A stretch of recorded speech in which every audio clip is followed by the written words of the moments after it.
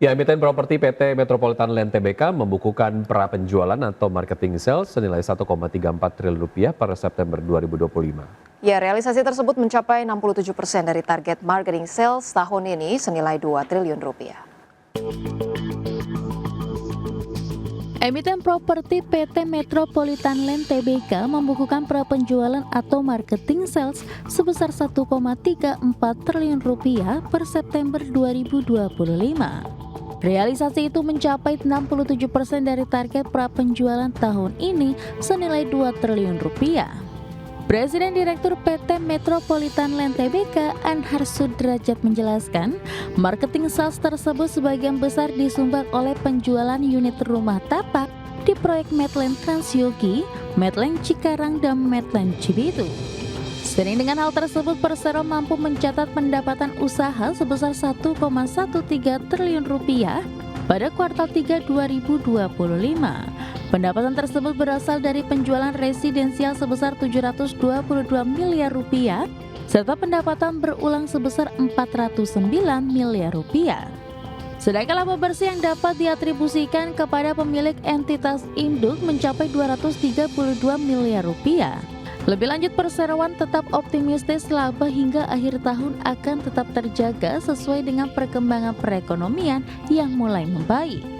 Direktur Keuangan Metropolitan Land Tbk Olivia Suroyo menambahkan bahwa komposisi pendapatan Medland pada kuartal 3 2025 terdiri atas 64% dari penjualan residensial dan 36% dari pendapatan berulang, pusat perbelanjaan, hotel, pusat rekreasi, dan pendapatan lain. Berbagai sumber, IDX Channel. Ya, kinerja PT Sejahtera Raya Nugrah Jaya Tbk atau SRAJ, emiten rumah sakit milik Taipan Dato Sri Tahir, tertekan sepanjang 9 bulan pertama tahun ini. Ya, laporan keuangan terbaru menunjukkan perusahaan membukukan rugi bersih hingga puluhan miliar rupiah. Ya, PT Sejahtera Raya Nugrah Jaya Tbk membukukan rugi bersih sebesar 88 miliar rupiah hingga akhir kuartal 3 2025, berbanding terbalik dengan laba 8,24 miliar rupiah pada periode yang sama di tahun lalu. Penurunan ini diikuti turunnya pendapatan hingga 8,7% menjadi 1,87 triliun rupiah. Rugi per saham dasar juga melebar dari laba yang sekitar menjadi rugi 7,23 per sahamnya. Ini penurunan kinerja SRAJ disebabkan oleh kenaikan beban operasional dan keuangan yang lebih cepat dari pendapatan. Eki menilai ekspansi jaringan rumah sakit tanpa efisiensi biaya telah menekan margin laba perusahaan. Namun sektor kesehatan masih memiliki prospek cerah didorong oleh peningkatan permintaan layanan medis dan juga peserta BPJS. Pemirsa, Senat Amerika Serikat meloloskan langkah awal untuk membuka kembali pemerintahan federal setelah shutdown selama 40 hari. Selain mengakhiri shutdown, RUU ini juga melarang lembaga federal memecat pegawai hingga 30 Januari 2026, serta mencakup pembayaran gaji tertunda bagi seluruh pegawai federal. Senat Amerika Serikat meloloskan langkah awal untuk membuka kembali pemerintahan federal setelah shutdown selama 40 hari yang membuat ribuan pegawai negeri dirumahkan, menunda bantuan pangan, dan mengganggu jadwal penerbangan di seluruh negeri. Pada Minggu 9 November, Senat akhirnya menyetujui rancangan undang-undang yang sebelumnya telah disahkan oleh DPR.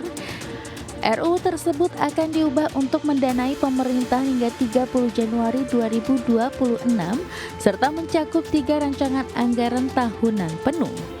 Jika RUU hasil amandemen ini disetujui oleh Senat, langkah selanjutnya adalah pengesahan oleh Dewan Perwakilan Rakyat sebelum dikirim ke Presiden Donald Trump untuk ditandatangani. Proses tersebut diperkirakan memakan waktu beberapa hari.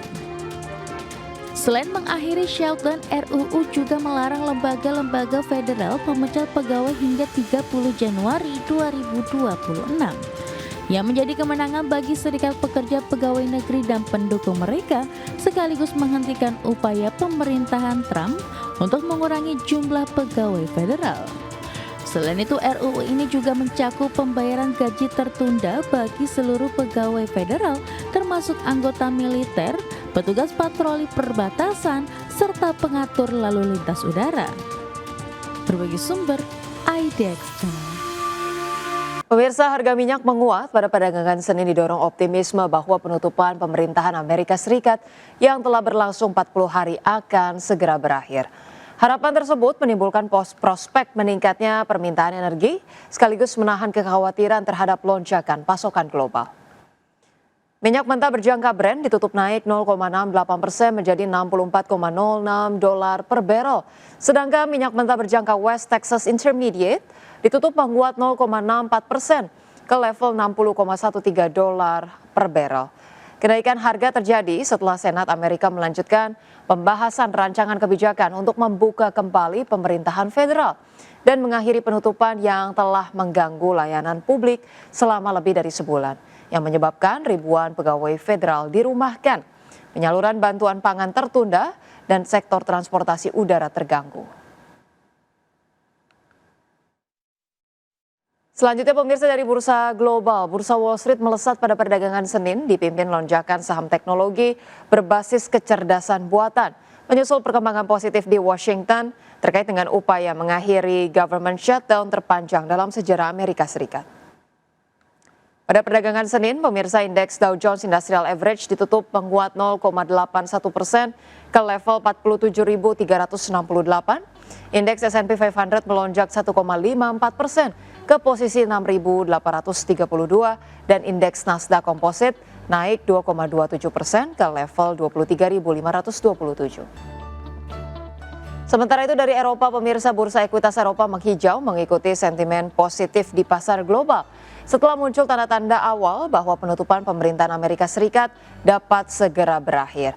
Indeks Stoxx 600 ditutup naik 1,4% ke level 572,82. Indeks DAX Jerman melambung 1,65% ke posisi 23.959 dan indeks FTSE 100 Inggris ini menguat 1,08% ke level 9.787.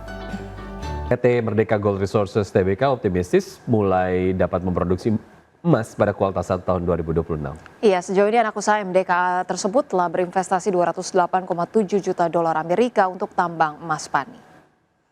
Presiden Direktur PT Merdeka Gold Resources Tbk, Boyke Purbaya Abidin, mengatakan pembangunan tambang emas Pani terus berjalan. Menurutnya dengan dimulainya kegiatan penambangan serta produksi emas pertama yang ditargetkan pada awal 2026, perseroan berada pada posisi yang baik untuk menjadi produsen emas primer di Indonesia. Ia menjelaskan pembangunan fasilitas heap leach pabrik ADR ini serta infrastruktur pendukung tambang telah mencapai 83% penyelesaian. Kegiatan uji coba atau commissioning telah dimulai pada awal Oktober. Adapun estimasi cadangan biji terbaru per 6 Oktober 2025 ialah 190,3 juta ton biji yang mengandung 4,8 juta ons emas dan 4,9 juta ons perak.